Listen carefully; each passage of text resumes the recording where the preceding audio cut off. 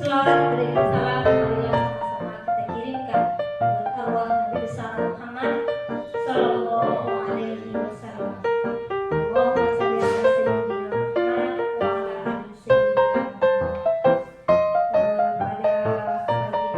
Pada siang menuju sore ini yang sama-sama kita hormati Ibu Kepala Sekolah, selanjutnya Bapak Ibu Majelis Guru SD sama Tante Ibadir, dan yang teristimewa CGP kita yaitu Ibu Rosla Suhardi yang sesaat lagi akan mendesiminasikan budaya positif di hadapan kita. Baiklah Bapak Ibu, pada kegiatan ini untuk lebih berkahnya acara kita, marilah kita buka acara kita dengan membacakan basmalah. Tanpa memanjangkan kalimatnya, kita langsung saja penyampaian presentasi diseminasi modul 1.4 budaya positif oleh Ibu Rosla Suhardi. Waktu dan tempat kami persilakan.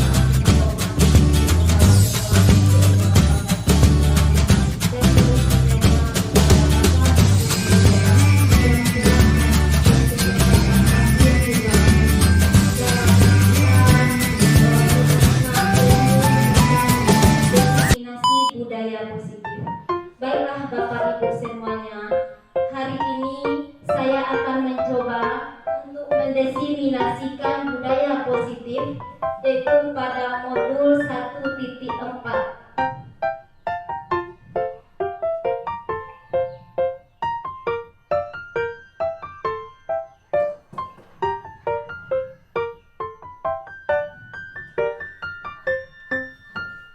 Di sini kami CGP dari Angkatan 11 itu kami dituntut untuk menyampaikan desiminasi budaya positif di sekolah masing-masing.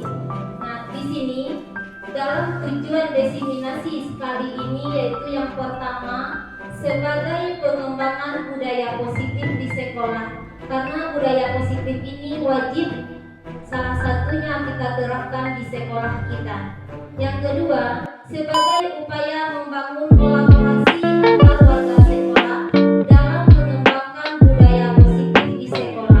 Jadi di sini untuk membangun budaya positif kita di sekolah, kita harus adanya kolaborasi antar sesama warga yang ada di sekolah. Dan yang ketiga, mereka sejauh didorong untuk membuat menerapkan model pengembangan budaya positif di sekolah. Jadi nanti kita akan melihat bagaimana model-model budaya positif yang akan kita terapkan di sekolah kita. Berikutnya kita lihat latar belakang.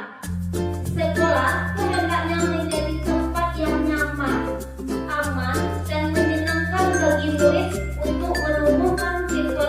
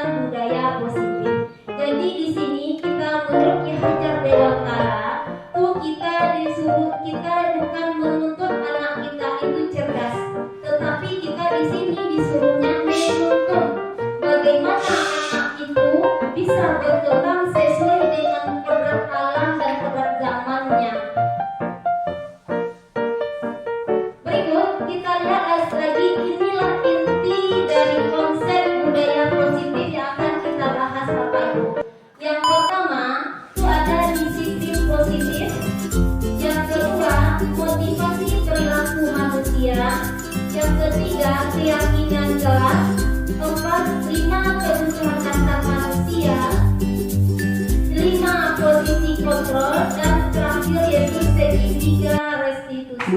Nah, disinilah nanti kita akan melihat satu persatu apa itu disiplin positif, motivasi perilaku manusia, keyakinan kelas, 5 kebutuhan dasar manusia, 5 posisi kontrol, dan segitiga restitusi. Yang pertama kita lihat yaitu disiplin positif. Disiplin berasal dari kata disiplina yang artinya belajar. Disiplin mengacu pada disiplin diri dan memiliki tanggung jawab terhadap apa yang dilakukannya berdasarkan nilai-nilai yang diyakini. Disiplin positif ini merupakan salah satu cara penerapan disiplin yang bertujuan untuk menumbuhkan kesadaran serta memberdayakan peserta didik tanpa imbalan penghargaan yang kita kenal dengan istilah reward, ancaman, atau hukuman. Sebagai pendidik, tujuan kita adalah menciptakan peserta didik yang memiliki disiplin diri sehingga mereka berperilaku mengacu kepada nilai-nilai kebajikan universal dan memiliki motivasi intrinsik dalam perubahan perilaku ke arah yang lebih baik. Jadi dalam disiplin positif ini kita tidak memperdayakan seperti memberi imbalan atau reward. Jadi dalam disiplin positif kita tidak boleh memberi ancaman atau hukuman kepada anak kita. Nah, tadi ada nilai-nilai kebajikan universal. Jadi di sini nilai-nilai kebajikan itu adalah sifat-sifat positif manusia yang merupakan tujuan mulia yang ingin dicapai dalam individu. Nilai-nilai tersebut bersifat universal, yaitu bersifat menyeluruh dan lintas bahasa, suku bahasa, agama maupun latar belakang. 1. Yaitu setiap perilaku perbuatan memiliki tujuan hidup. Ini menurut Dr. William Glasser pada teori kontrol ke tahun 1984. Yang kedua, dengan mengaitkan nilai-nilai kebajikan yang diyakini seseorang, maka motivasi intrinsik akan terbangun sehingga menggerakkan motivasi dari dalam untuk dapat mencapai tujuan mulia yang diinginkan. Nah, yang terakhir itu tentang apa-apa saja yang termasuk ke dalam nilai-nilai kebajikan yang dicapai oleh setiap anak Indonesia yang dikenal dengan profil pelajar Pancasila. Apa-apa saja dia? Yang pertama yaitu mandiri. Jadi mandiri ini termasuk ke dalam profil pelajar Pancasila. Yang kedua ada bernalar kritis. 3. Berkelindikan global. Dan yang keempat bergotong royong. Dan yang kelima kreatif. Yang kedua ada motivasi perilaku manusia. Tadi motivasi perilaku manusia ini itu untuk menghindari ketidaknyamanan lingkungan. Jadi ini dia ada hubungan antara motivasi intrinsik dengan motivasi ekstrinsik. Kalau dia motivasi ekstrinsik itu untuk menghindari ketidaknyamanan lingkungan, itu untuk mendapatkan imbalan penghargaan dari orang lain. Berarti ekstrinsik ini berasal dari luar. Kalau intrinsik apa yang datang dari dalam itu untuk menjadi orang yang mereka inginkan dan menghargai diri sendiri dengan nilai-nilai yang mereka percaya. Ini adalah motivasi perilaku manusia. Jadi intinya di sini motivasi perilaku manusia itu berasal dari dua, yaitu ada motivasi ekstrinsik yang berasal dari luar dan ada motivasi intrinsik yang berasal dari dalam. Tadi kita dalam pemberian hukuman. Jadi di sini apa perbedaan hukuman dengan konsekuensi? Jadi dalam pemberian hukuman tadi ada perbedaan hukuman dengan konsekuensi. Apa perbedaan hukuman dengan konsekuensi? Apakah kita boleh memberi sanksi kepada anak kita? Manakah dia contoh anak kita tidak melanggar peraturan sekolah, dia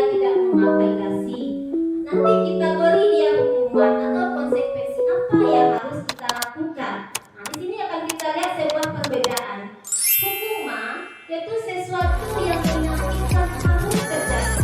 Contoh anak kita tadi, dia tidak memakai dasi, jadi kita beri hukuman. Contohnya seperti Pak Abi kemarin itu yang tidak sholat subuh, yang tidak sholat lengkapnya mencuci, membersihkan WC. Itu merupakan hukuman yang dia berikan kepada anak kita, sehingga anak kita ini nanti dia akan bersifat jera, sehingga dia tidak akan meninggalkan sholatnya. Yang kedua, kalau konsekuensinya itu sesuatu yang harus terjadi, yang harus dilakukan.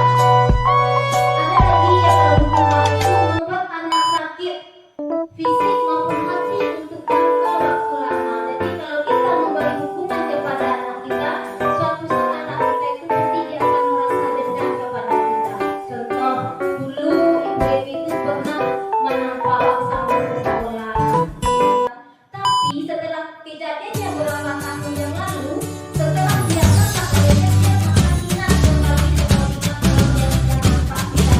Jadi itu pernah kami dia orang. Itu pernah dulu manfaat. Ada lagi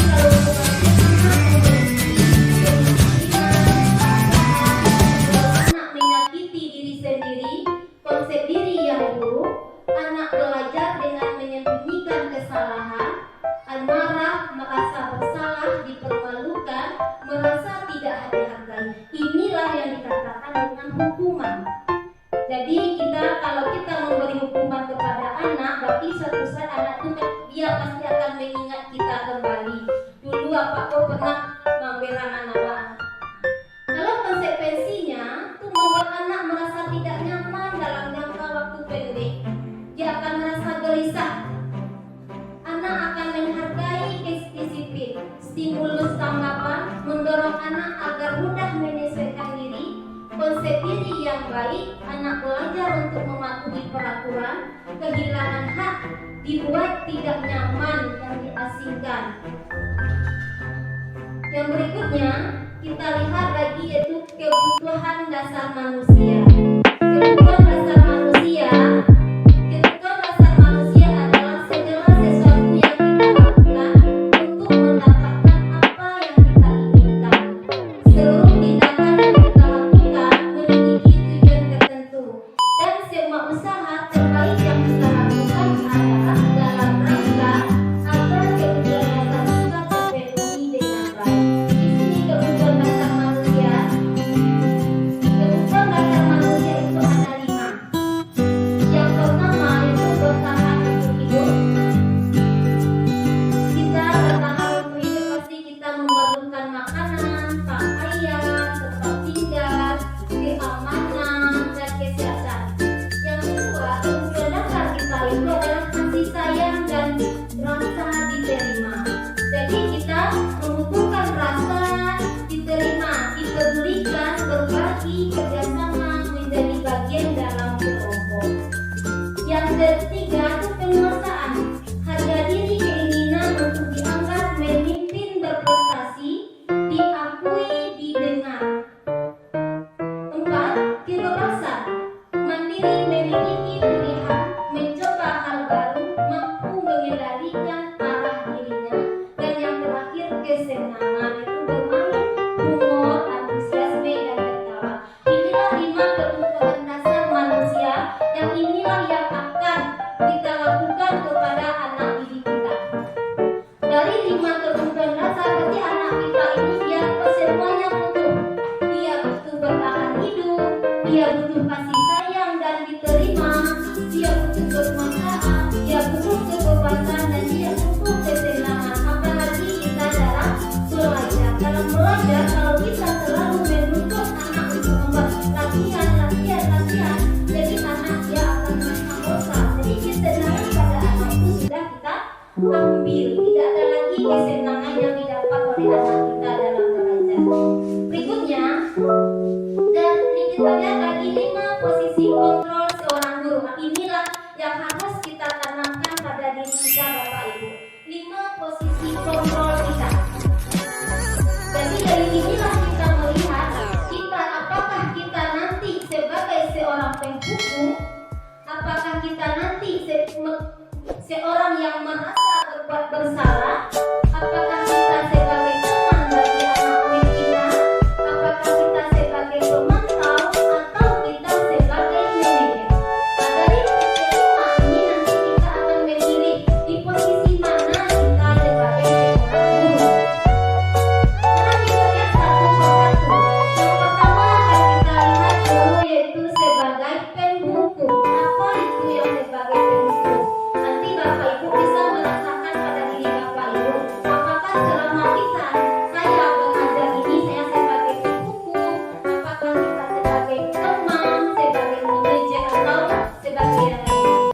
Yang pertama, guru tipe ini biasanya sangat percaya bahwa hanya ada satu cara agar pembelajaran itu berhasil, yaitu cara yang dia tempuh dengan memberikan hukuman tanpa memberi kesempatan pada siswa untuk menyelesaikan pendapatnya.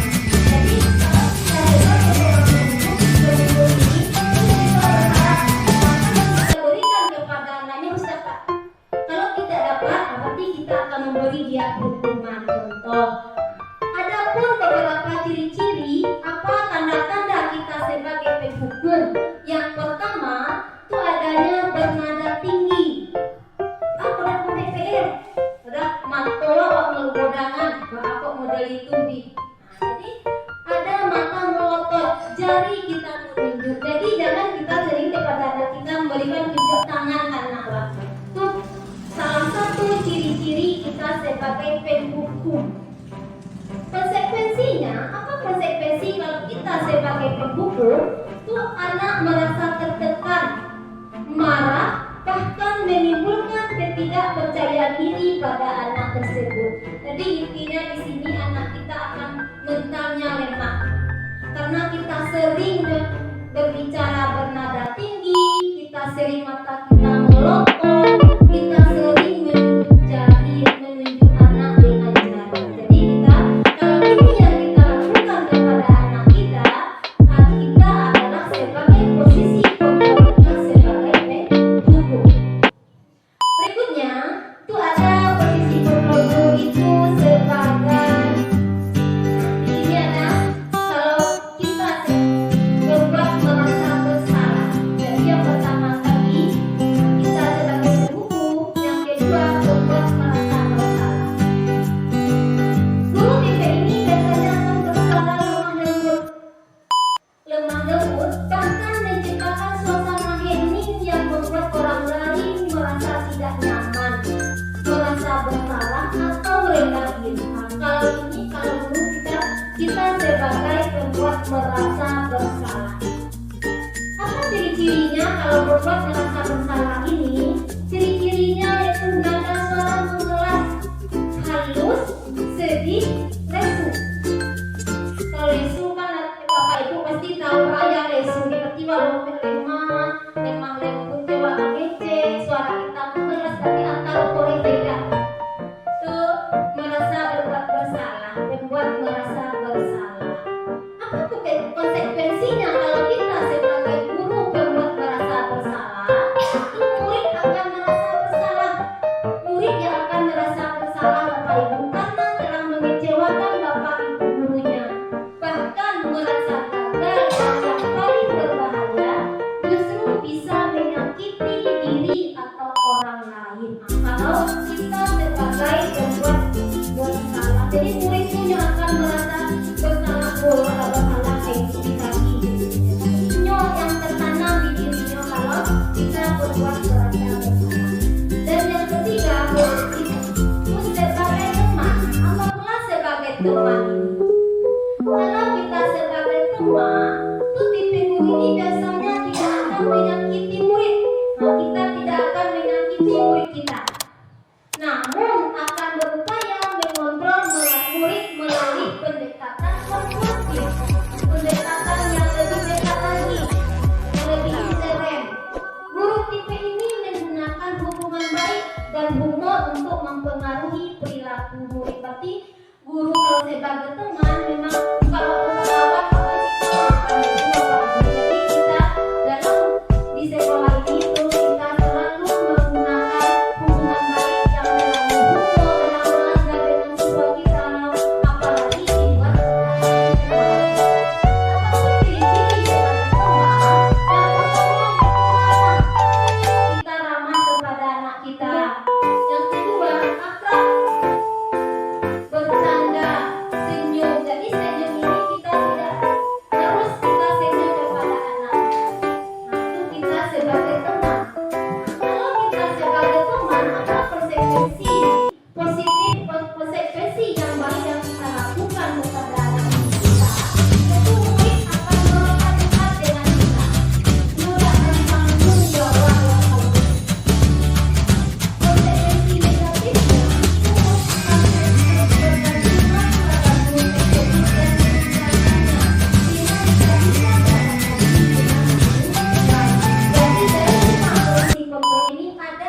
kelebihannya dan ada kekurangannya.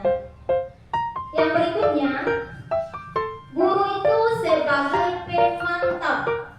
Apa ini sebagai pemantau? Ibu kita bukan sebagai seorang mandor ya Bapak Ibu. Kalau mandor bangunan dia memantau, ya dilihatnya lah tukang nilai kolek karo joinda, kolek karo joinda. Tapi kalau kita sebagai seorang pemantau bagi guru, yaitu guru sangat mengandalkan perhitungan, catatan, data yang dapat digunakan sebagai bukti perilaku,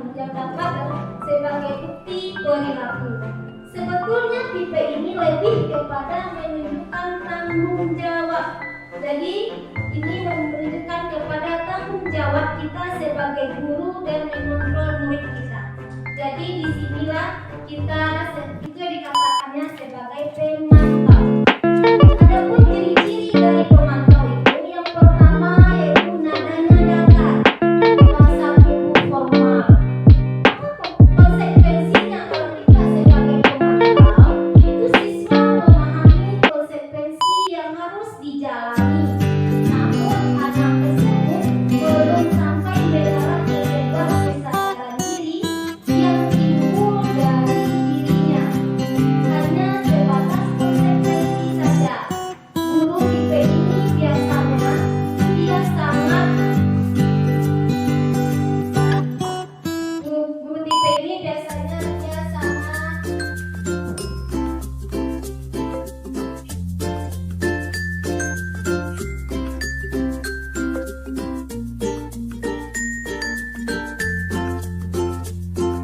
Nah, berikutnya yang terakhir 5 posisi kontrol sebagai guru itu yang terakhir dan kita sebagai manajer. Jadi apa ini bukan manajer perusahaannya Bapak Ibu? Nah, kalau kita sebagai manajer yang mengontrol di perusahaan, manajer inilah yang menguji kasado, ini yang memiliki pusat yang paling tinggi.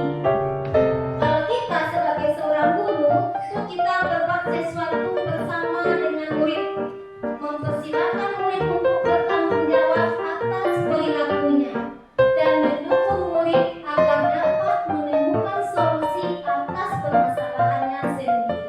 Itu kita sebagai manajer. Apa ciri-ciri sebagai manajer? Itu nada suara tulus, bahasa tubuh tidak kaku, lebih menghargai murid dan mendekat ke murid. Itu ciri-ciri dari seorang manajer. Konsekuensinya, siswa akan merasa dihargai, siswa akan dia terbuka kepada kita dan dapat menemukan solusi permasalahannya sendiri tanpa ada kekhawatiran akan terhakimi. Nah, ini adalah posisi kita sebagai manajer. Dari 5 posisi kontrol yang dimiliki oleh seorang guru, manakah yang lebih baik kita miliki Bapak Ibu? Posisi sebagai apa kita seharusnya Bapak Ibu? Iya, semuanya cocok, tapi ada yang paling fokus yang harus kita miliki sebagai seorang guru. Iya, tapi itu kita sebagai manajer di sini Bapak Ibu. Karena kalau kita sebagai manajer, berarti semuanya telah kita kuasai. Sebagai teman, sebagai guru, kita sudah di sana.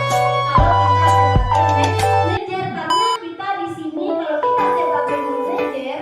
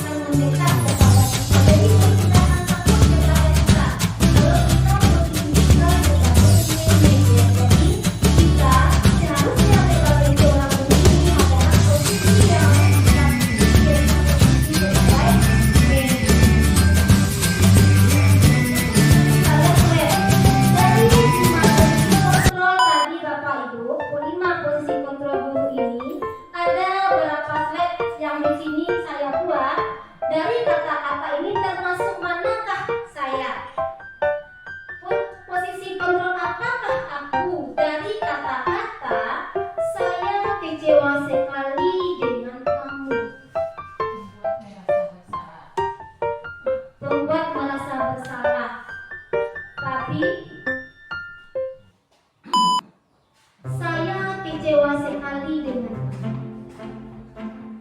termasuk posisi apa kalau ini kata-kata, tapi kita sebagai seorang guru kita tidak akan pernah berkata ini kepada anak kita. Ya kan Bapak Ibu? Saya kecewa sekali dengan sisi kontrol mana?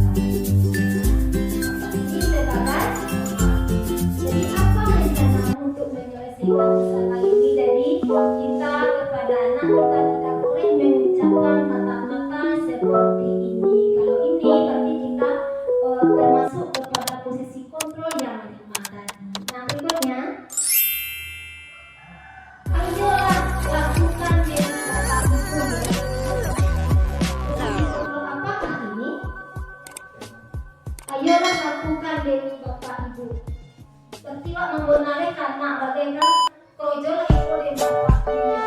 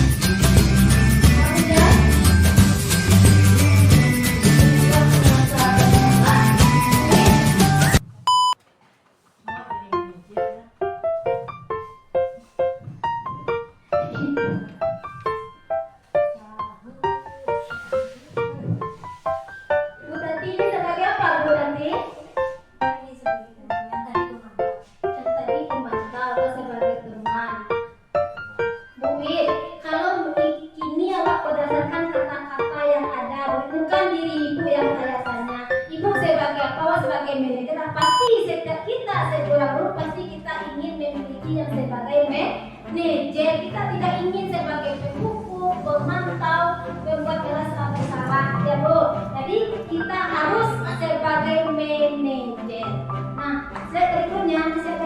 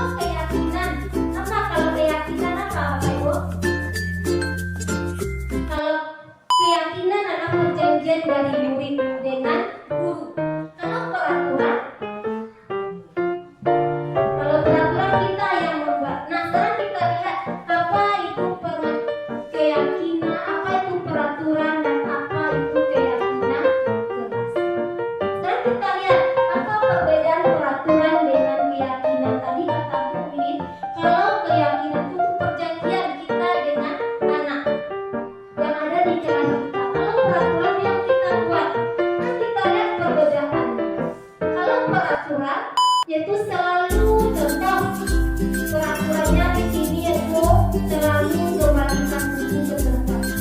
Jadi ini merupakan peraturan. Apa keyakinan kelas yang kita gunakan? Berarti itu adanya tanggung jawab. Jadi Bapak Ibu bisa ulas-ulas yang ada di papan tulis itu tentang peraturan dan keyakinan kelas.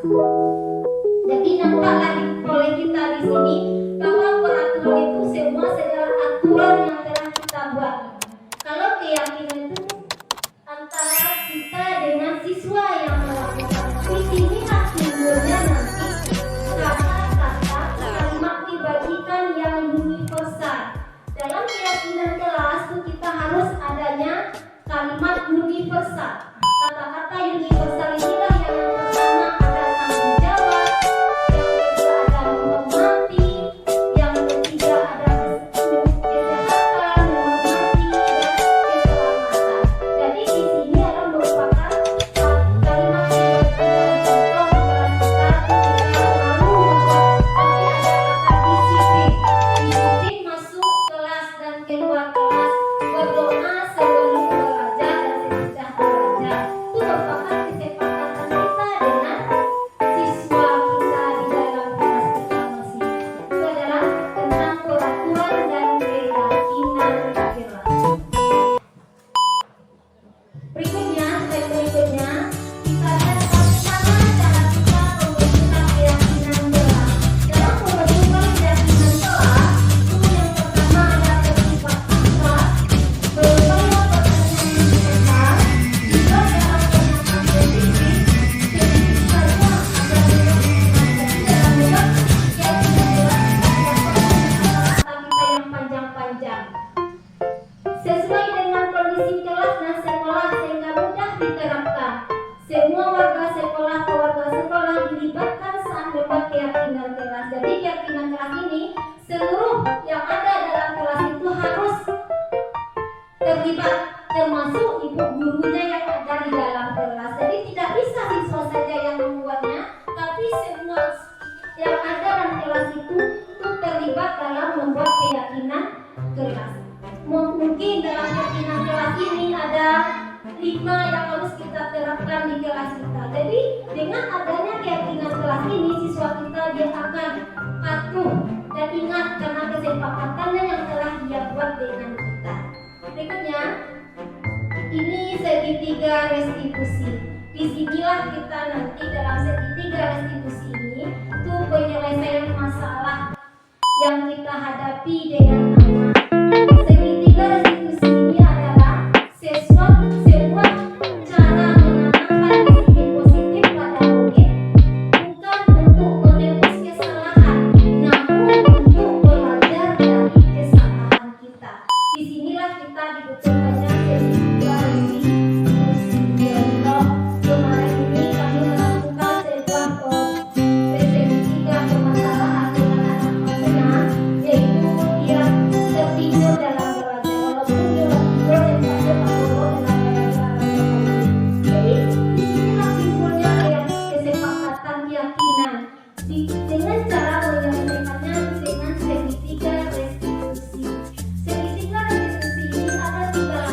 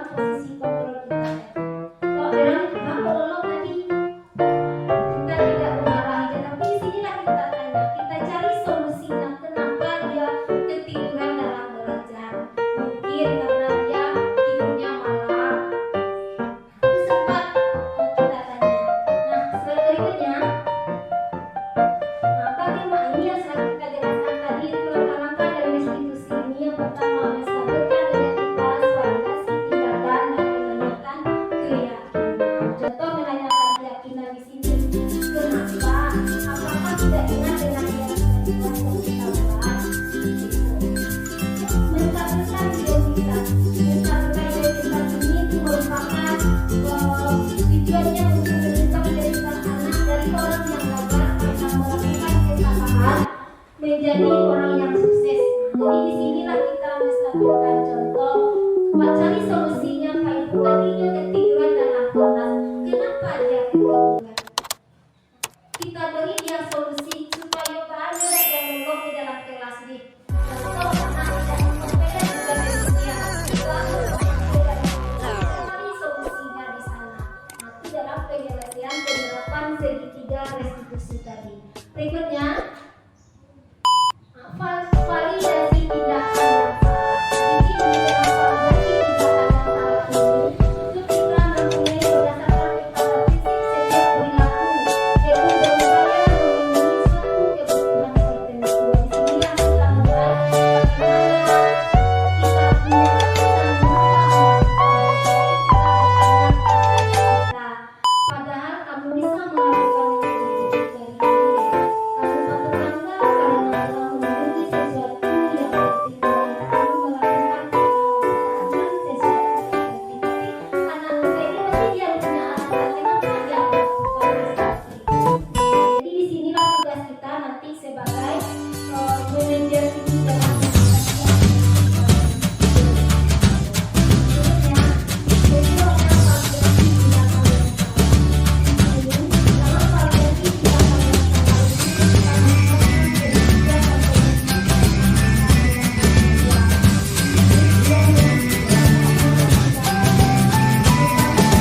merasa didengar dan diperhatikan. Jadi di sini dia butuh, ini adalah peran kita sebagai seorang guru. Bagaimana menimbulkan keyakinan kepada anak kita ini supaya dia merasa pede tadi tertidur dalam belajar. Dia tidak membuat. Bagaimana kita menimbulkan lagi semangatnya supaya dia tidak merasa bersalah atau merasa berbuat yang tidak diinginkannya, atau dia merasa dihakimi. Jadi menjadilah kita sebagai manajer di dalam kelas kita. Bagaimana cara kita step berikutnya? Yang ketiga itu menanyakan keyakinan. Jadi keyakinan ini itu penting bagi anak kita di sekolah. Jadi bagaimana anak kita ini dia merasa ada keinginannya. Ketika anak menemukan gambaran masa depannya, itu kita dapat membantu untuk memberi kekuatan. Kan kita sering menanyakan cita-cita anak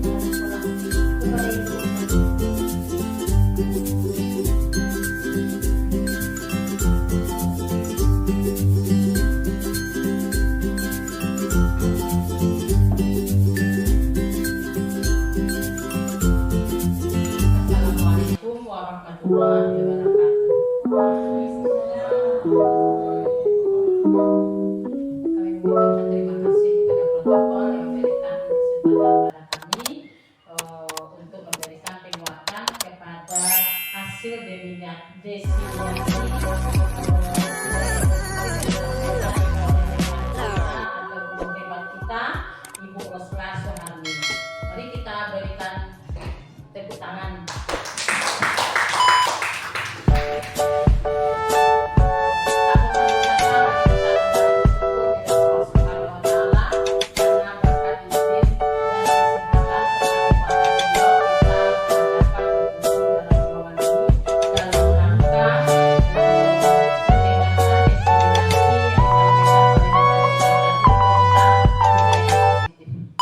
Dan juga tak lupa kita kirimkan salawat dan salam kepada Nabi kita yaitu Nabi Muhammad SAW.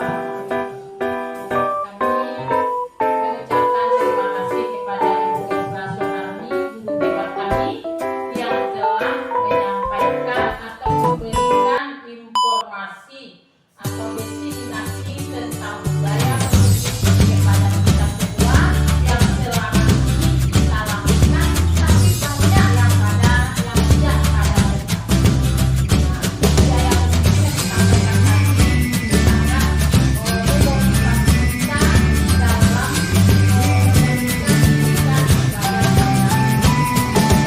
boleh ada kesempatan bertanya tadi kepada Ibu Rosla Suami, mungkin kita akan bertanya di antara 5 posisi kontrol guru tadi, apakah pada suatu saat bisa enggak sebagai penghukum itu dipakai, sebagai pembuat merasa bersalah itu dipakai. Apakah kita untuk saat ini harus hanya bertindak sebagai manajer saja? Tapi karena kesempatan itu tadi tidak ada, apa ibu-ibu mungkin akan bertanya tadi sama bapak-bapak?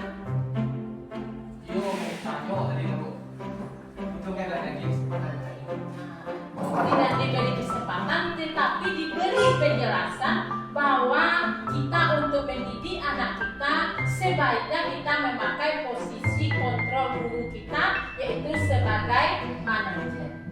Jadi kalau semasa dahulunya kan kita mungkin memakai kelima-limanya Bapak Ibu. Bukan kita tidak memakai manajer itu, tapi mungkin kelima-limanya. Yang banyak-banyak padahal kita memakai sebagai memang begitu. Mungkin yang dikehendaki anak-anak kita dan keinginan kita sebagai guru agar anak kita patuh kepada apa yang kita ajarkan. Yang sebetulnya tidak, karena sebagai manajer itu kita harus terbuka bersama anak kita dan